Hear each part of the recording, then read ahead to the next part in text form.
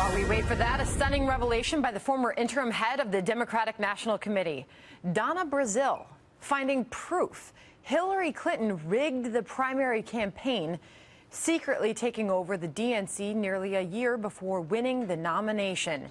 In Brazile's new book, obtained by Politico, she writes, as Hillary's campaign gained momentum, she resolved the party's debt and put it on a starvation diet.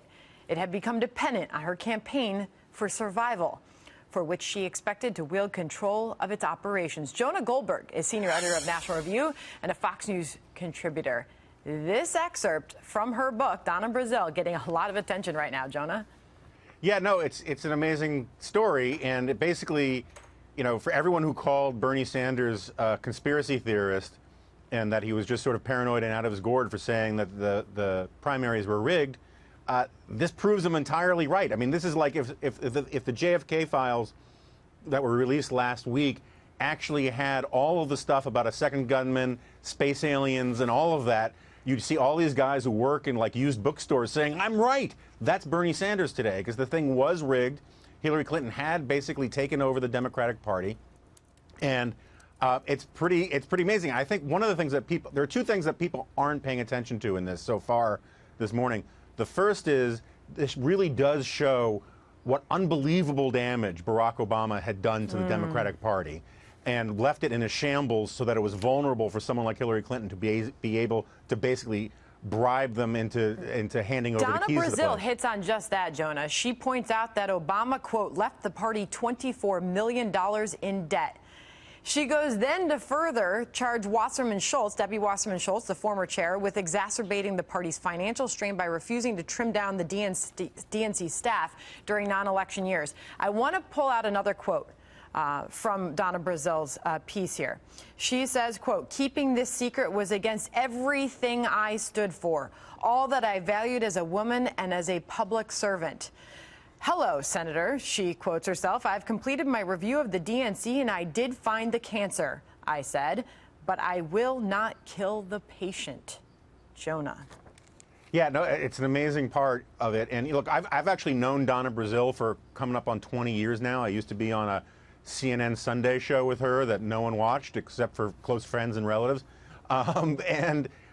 The fact that there are a lot of people, especially among Republicans, who have these sort of outside views of Donna Brazile as being this villainous, dangerous person.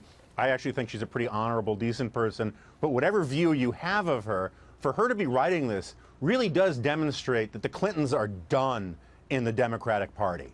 Because Donna Brazile would not be writing this if the Clintons were still a viable force in the Democratic Party. Very interesting point. Very interesting point. And by the way, no reaction from the Clinton camp yet this morning. We're keeping our eye on that. They've had a bad month. Cut them some slack. Nor have we heard yet from Bernie Sanders. I can't imagine he's all too pleased to read all of this morning. I want to get to one other piece of this. Quote, the agreement signed by Amy Dacey, the former CEO of the DNC, and Robbie Mook, with a copy to Mark Elias, specified that in exchange for raising money and investing in the DNC, Hillary would control the party's finances, strategy, and all the money raised, accusing her of an all-out takeover of the DNC. Jonah?